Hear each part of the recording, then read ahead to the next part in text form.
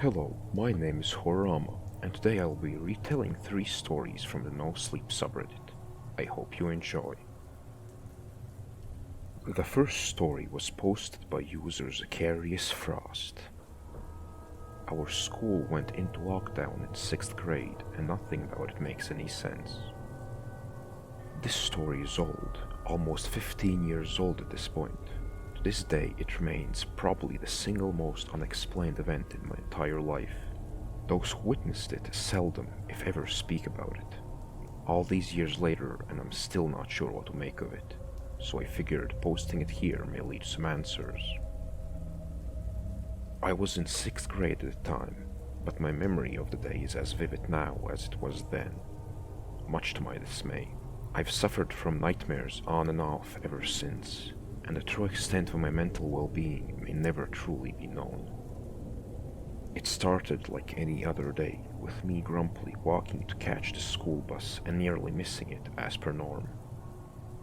It was mid-September at the time, with temperate winds and comforting warmth renowned of early autumn. The place I grew up in was a small Midwestern town in central United States. The whole school had only maybe 200 kids in it, in grades 1 through 8, and my bus only brought around 20 or 30 of us. My friends, Scotty and Lamar, hopped on the second stop, and the 3 of us discussed Yu-Gi-Oh cards most of the way to school. Maybe most of this is irrelevant, but I think it's important to emphasize how boring and routinely this whole day began. It made what happened later that much stranger. It wasn't until lunch that something happened. I'd met up with Scotty, Lamar, and a few of our other friends. After eating, we formed a group and went out into the grass field to play our variation of football. The style we played was known as smear the deer, with deer actually being a different rhyming word that may get me cancelled for saying nowadays. For those that don't know, it was basically American football, but with more youthful angst. Somebody would just punt the ball, and whoever got it would run aimlessly while praying to the good Lord above as everyone else tried to obliterate them. As you can imagine, it spawned a lot of fights and got many of us suspended over the years. And yet, we kept playing, because we were dumb school children. So one of the kids punts it, and this kid named Robert catches it. He made it like 3 steps before getting clobbered by like 5 kids to the laughter and winces of everybody else. Things went on that way for a bit, and at some point, Kyle got the ball. Kyle was the best punter in terms of distance, but knowing which direction it would go was anyone's guess. So Kyle boots it, and we watch as it soars far to the left and off into the woods. Our school was in the middle of this big field, and the improvised football field was right next to the woods that surrounded it, all about 200 yards out. "Good job, Kyle, you dumbass," another kid, Preston, jeered. Kyle just laughed and flipped him off as he jogged towards the tree line to retrieve it. He reached it a moment later and slowly began searching the woods while the rest of us waited. I watched as he looked around in there, and suddenly he just froze up. His whole body just went stiff as a board, and he just stood there, staring, for like 10 seconds before someone finally yelled at him to hurry up.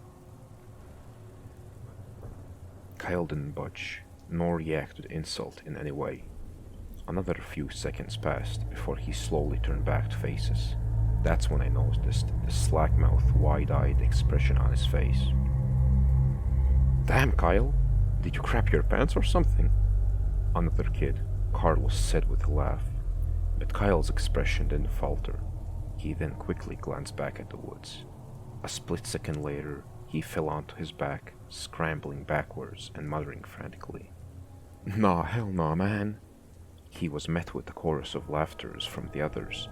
Without pausing at all, Kyle just walked quickly back towards the school without another word.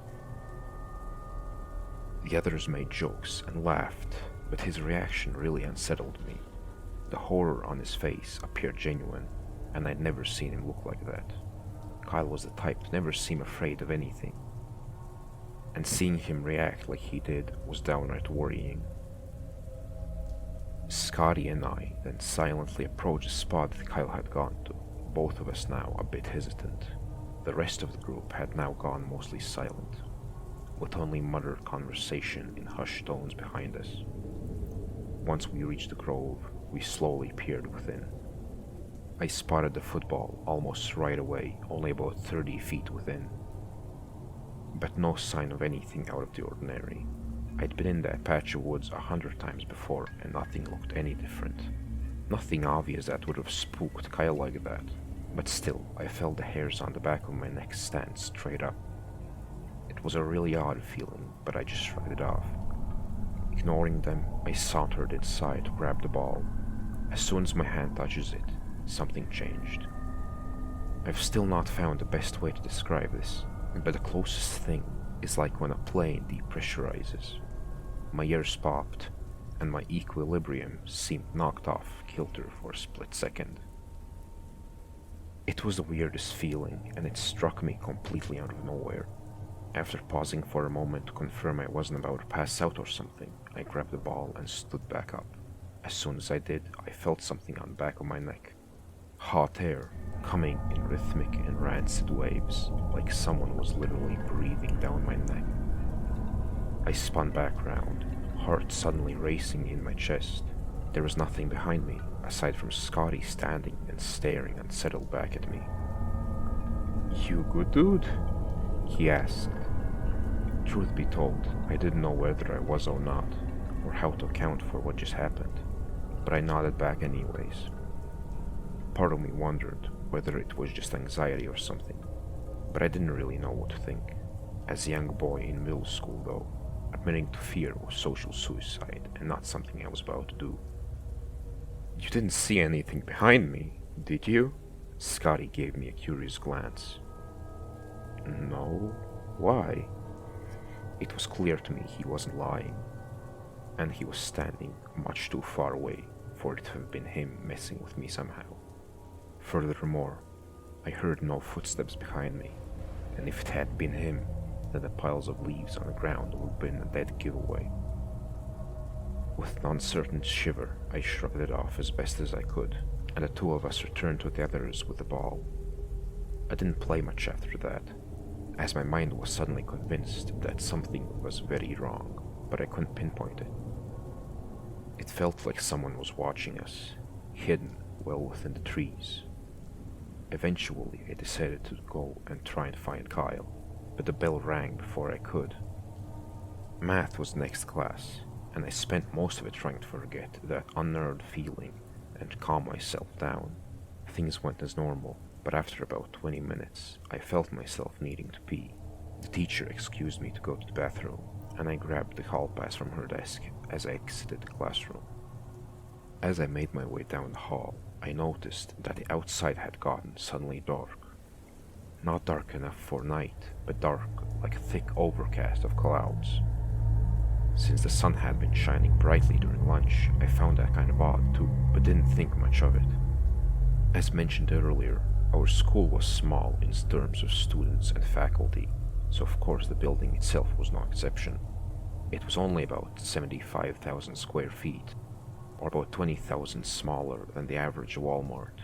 It was just outside our hometown and about half a mile away from our local police station.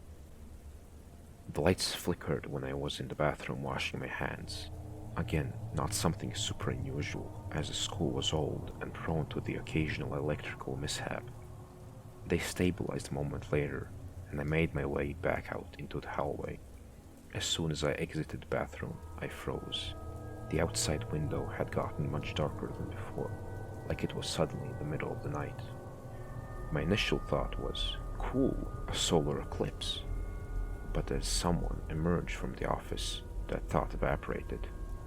A familiar, middle-aged man hustled into the hallway, scrambling to the front doors and quickly locking them. It was our school principal, and as he turned to face me standing in the hall behind him, I saw an unrivaled terror etched upon his face. "Get back to your class now. Tell your teacher, code Silver." My heart sunk as I heard the words. and I realized the deadly seriousness in his voice. Without a word, I sprinted back into the classroom, flinging the door open and scrambling inside as I got one last lock behind me. The entire environment seemed to have flipped in an instant, and something was very wrong. My teacher, Mrs. Smith, scolded me in an annoyed tone as I re-entered. I turned back from the door and stared at her. Her expression seemed to have slowly turned from cross to visibly concerned. "Code Silver," I muttered out. Mrs. Smith's eyes went wide. "Lock the door. Everyone into the corner, now," she commanded. The students did as requested, quickly filing into the corner and out of our sight from the door. I locked the door and Mrs. Smith rushed towards me to ensure it was secure, after which she rushed back to her desk, dialed a few numbers in her desk phone and spoke. Her voice blared over the intercom, reiterating the lockdown order for all others in the school. Everyone packed together tightly into the corners, out of sight of the door. The entire class then hunkered down, as we had practiced many times before. Once there, Mrs. Smith doused the lights, and everything fell eerily silent. The next few moments we heard faint sounds of next-door classrooms, likely doing the same as all of us held our breath. Most American kids probably know that Code Silver is a national alert given for an active shooter. Anyone who attended a school in the States probably remembers practicing the lockdown drills at one point or another. Basically, the whole class just locks the doors and hides together in the corner. The only defense is the locked door and hope that whatever danger is outside will not be able to get in. "What did you see out there, Eric?" one of the girls in the class whispered to me. Mrs. Smith shushed the both of us before I could reply. I pondered the same question in silence as we all waited. The sounds of the other classrooms soon hushed as well. The entire vicinity fell eerily quiet as all of us waited like fish trapped in a barrel.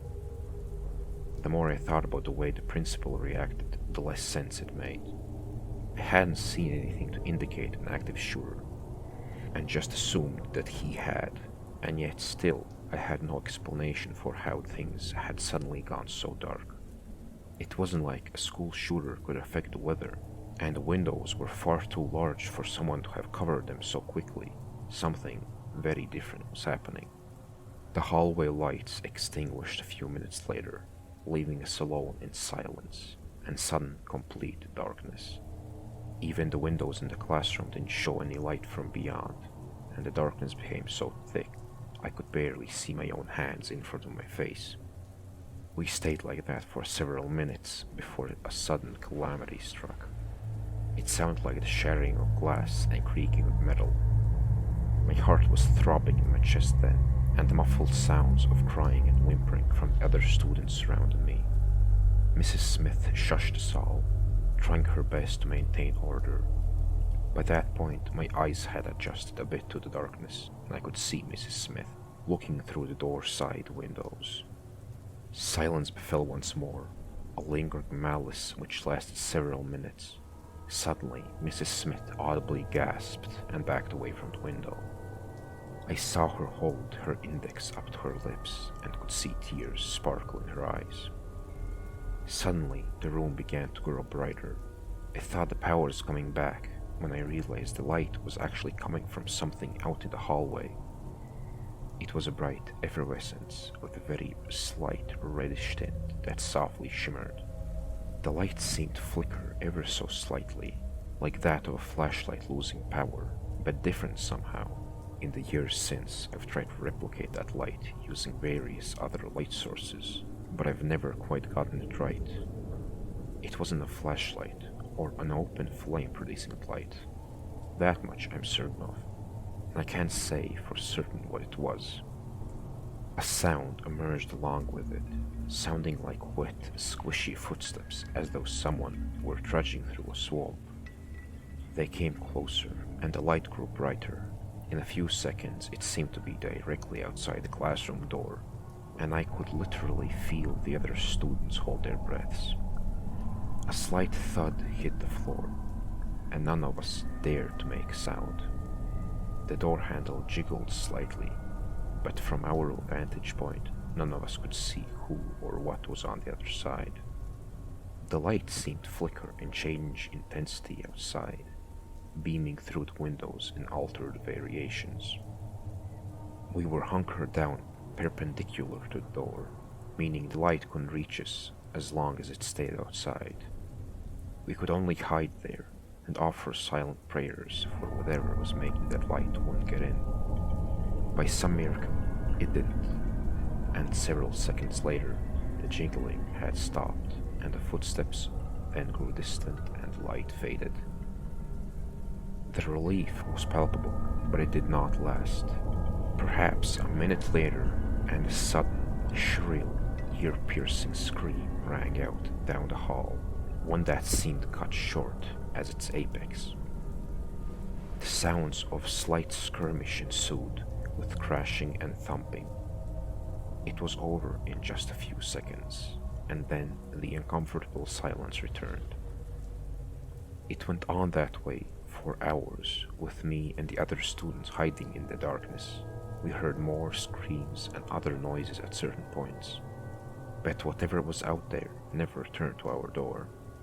At some point, the darkness outside finally relented, and it seemed as though the sun was beginning to rise. I know that wasn't the case, because my wristwatch told me it was just before 5 p.m., seeming to affirm that discovery was the fact that the sun was still high in the sky and not anywhere near the horizon. A few minutes later, and the sound of police sirens emerged.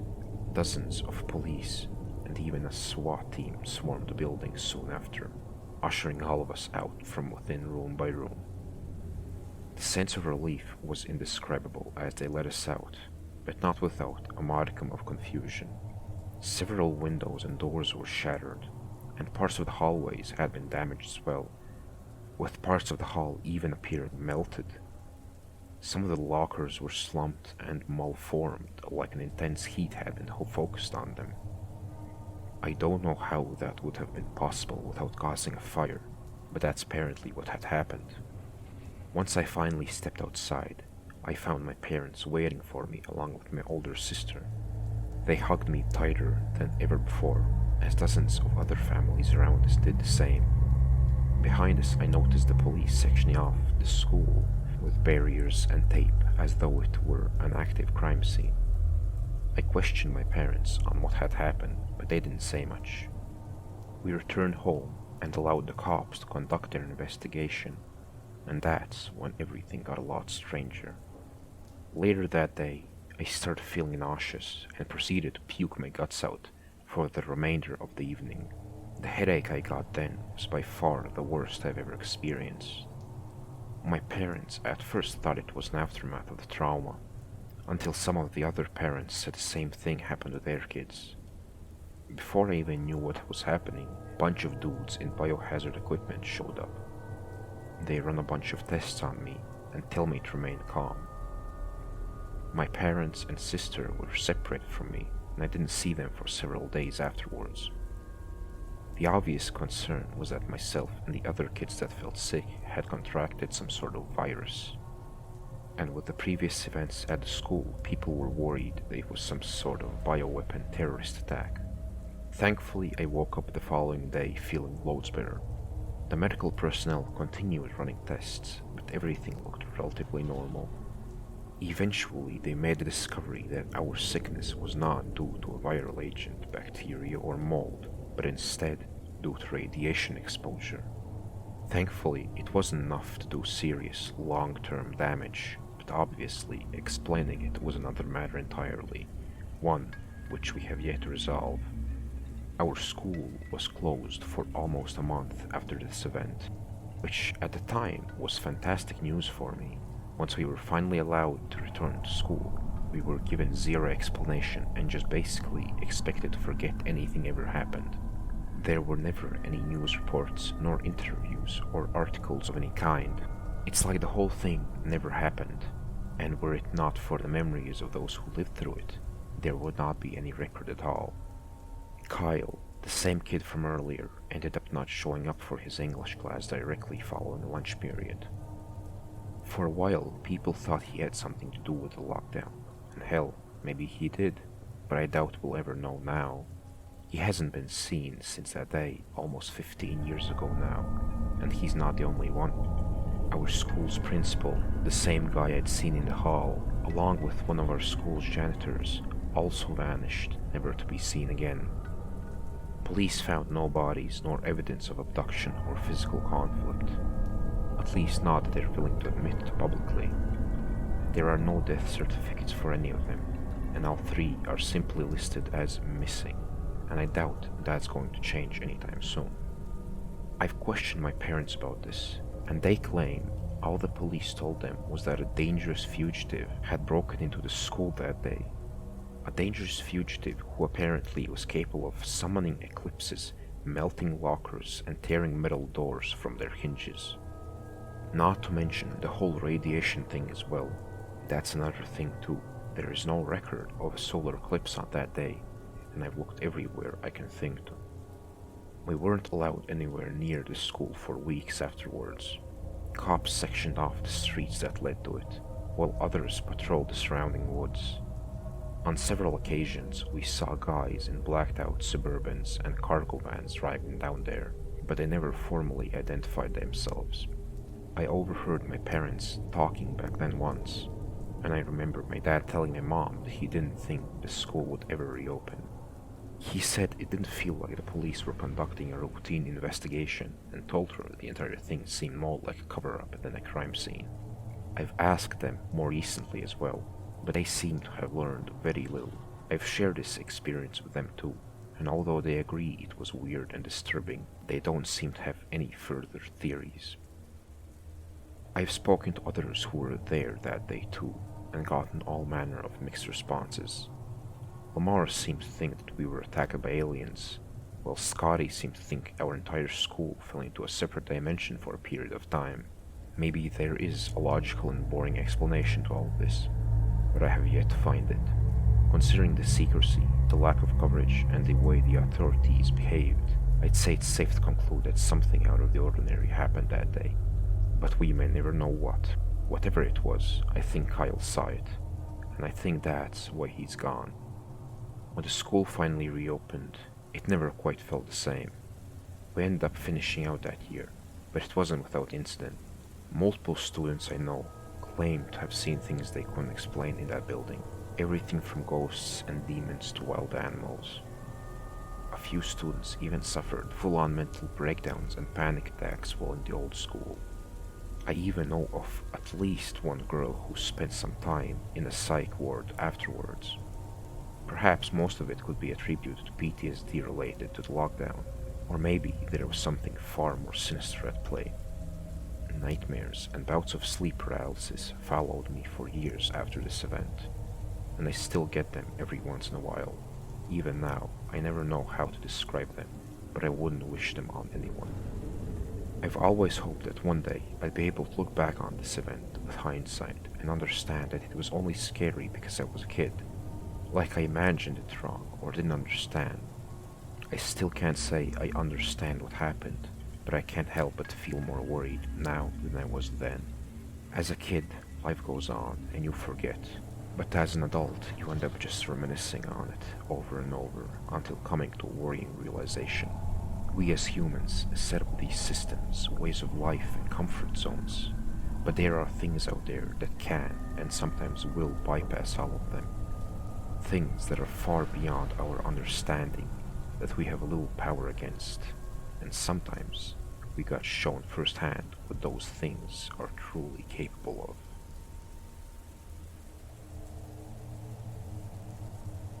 The second story was submitted by user Tom Rumetskald.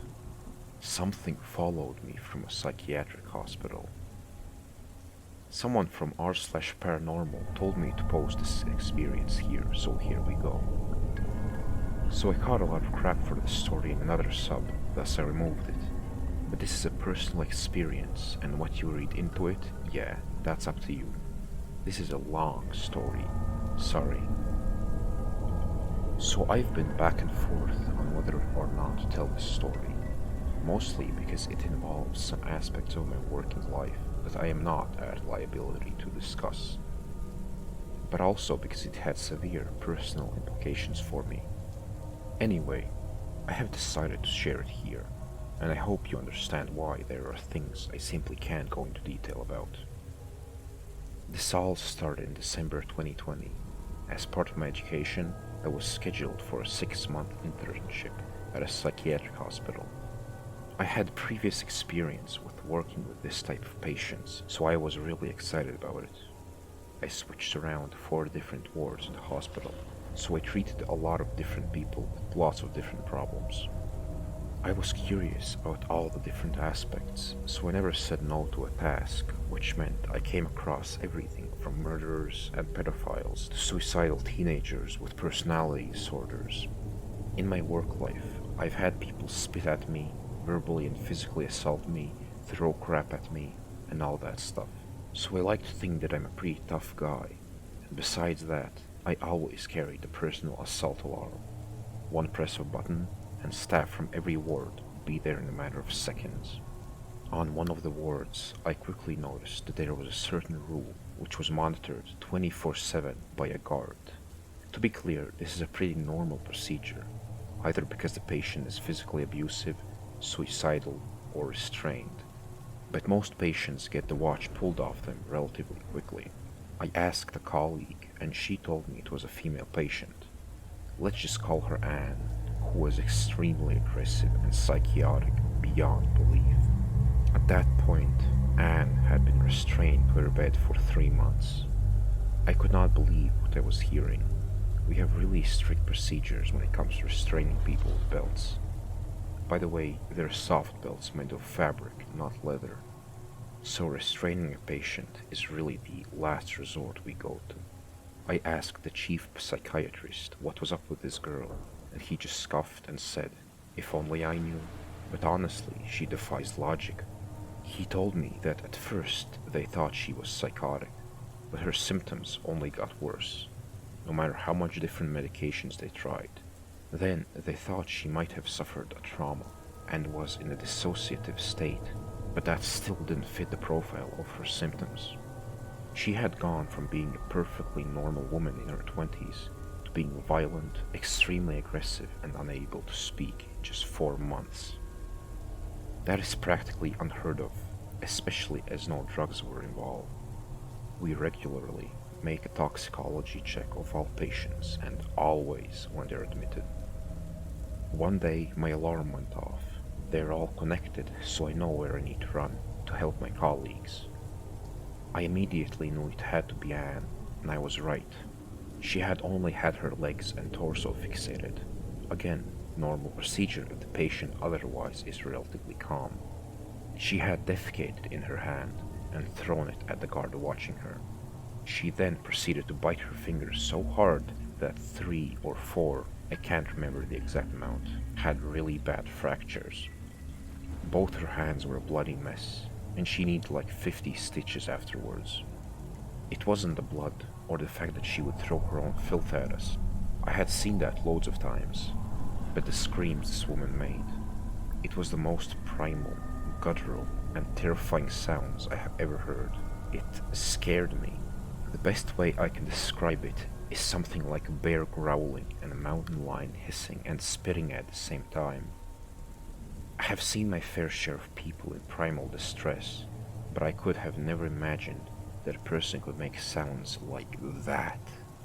As an intern, I am in no way allowed to use force, so I was just watching as 7 of my colleagues tried to fixate her fully to her bed. They had serious trouble pinning her down. Mind you, these are really experienced people. At last, we called a medicinal alarm, which immediately calls for a chief psychiatrist to make decisions. He decided to forcefully medicate her. They gave her 1 and then a 2nd shot. It only seemed to piss her off, even though it should have put a bear to sleep. At the 3rd injection, she calmed enough so that they could restrain her. She never nodded off. She just breathed heavily and kept staring up at the same corner of the room, sometimes smirking at something only she could see. Fast forward 2 weeks. I was back at the ward. It was a relatively calm weekend. so there really wasn't much to do. Anne was in one of her good periods, so she had had her restraints removed. A guard was always by her, though. I was sitting in the office when suddenly I see Anne walking in the hallway without the guard. I don't know if he had taken a bathroom break or whatever, but he wasn't around. So I catched up with her. I asked her what she was doing in the hallway alone, but of course she didn't respond. I should mention that many of my colleagues were afraid of Anne, and rightfully so, even though everyone is aware that it's the illness and not the person attacking you. But when it keeps happening, that patient does catch some stigma. I, for one, always try to look at the person and not the illness. So I asked where we were going. She took me by the arm and led me to the common area. She went over to a book cabinet, turned and looked at me and muttered, "Read. Book." I was completely taken aback by the fact that she was speaking. She pulled out a random book and handed it to me. She then sat down on the floor and started rocking back and forth. I joined her on the floor and started reading the book. It was just some random old book, probably from a charity. It had no special meaning. But as I read, she came closer and closer to me. She then cuddled up to me, put her head on my lap, and fell asleep. One of my colleagues came by, and she looked absolutely shocked. And before I knew it, 5 or 6 people, including the chief psychiatrist, was looking at me reading this random book out to her. I caught a lot of praise for this, which is always nice, but then things took a turn for the worse, for me at least. It started one night when I was home alone. It was a completely normal night for me, until I heard something from upstairs coming down the stairs.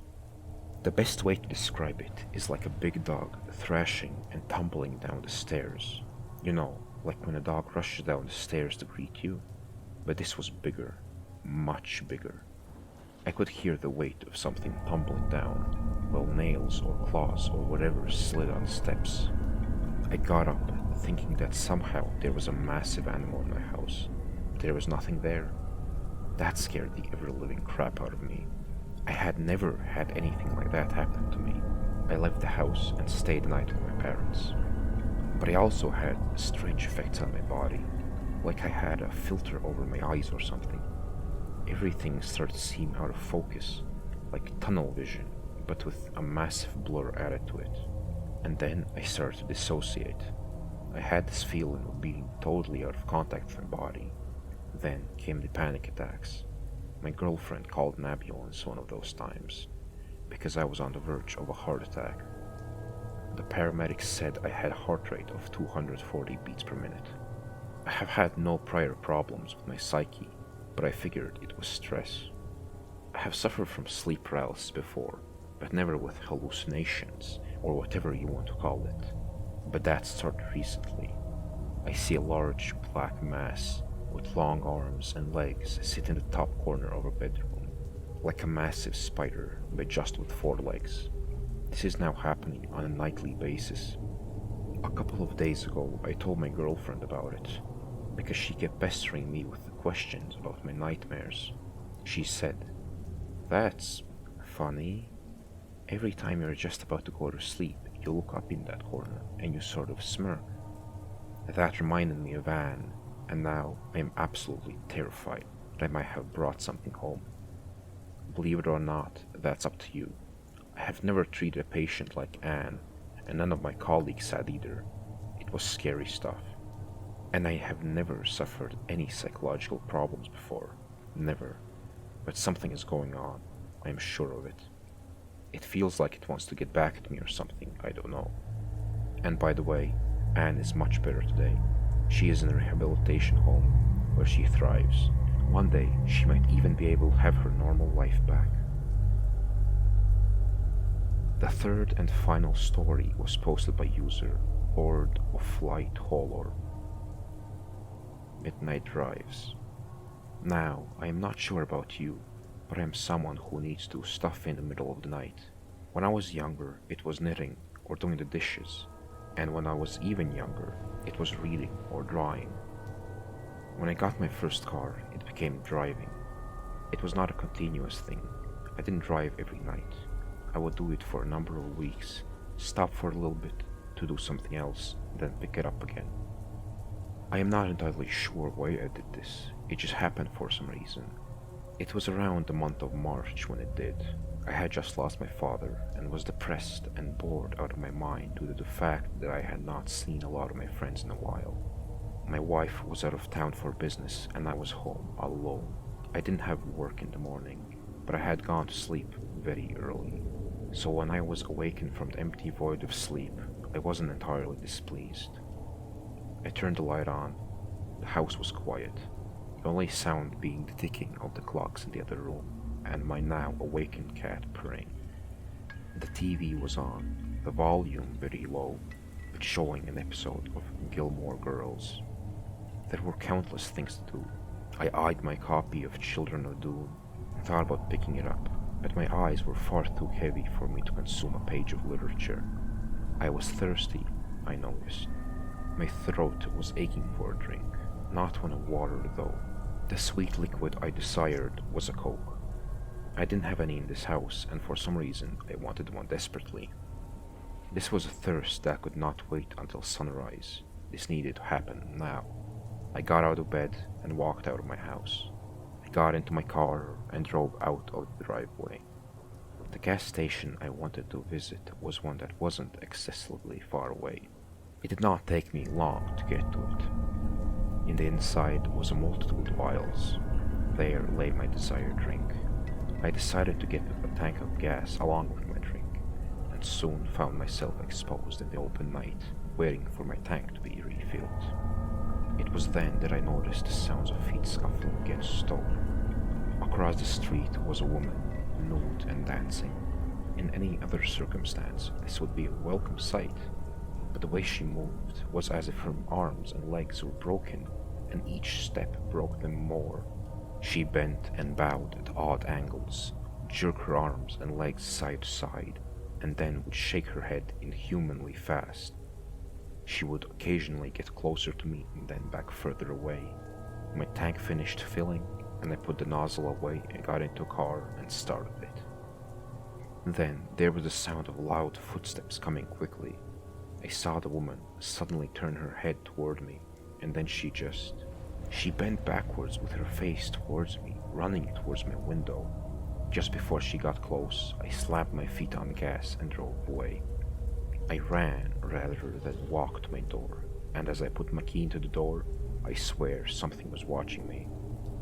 I went back into my room and closed my door. I somehow fell asleep with the lights back on, and when I next awoke, I swore that what had happened to me was a dream.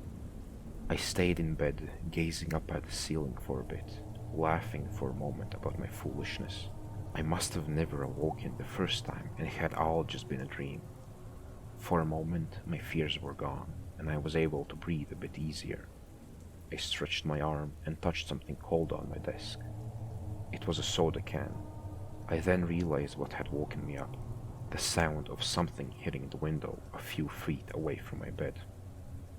Unable to move, I stared at the window, feeling something wrong. I got up, painfully aware of the loudness of my footsteps. I opened one of the window's blinds, and on the other side, it was her. The woman I saw across from the gas station. Her face was against the window, skin as pale as the white moon. Her features were smudged against the glass. Her eyes were wide. Like a spider, she rolled up from the window and disappeared from sight. Thank you for listening to the video. I hope you enjoyed, and if you did, then please do like and subscribe. Have a pleasant rest of your day.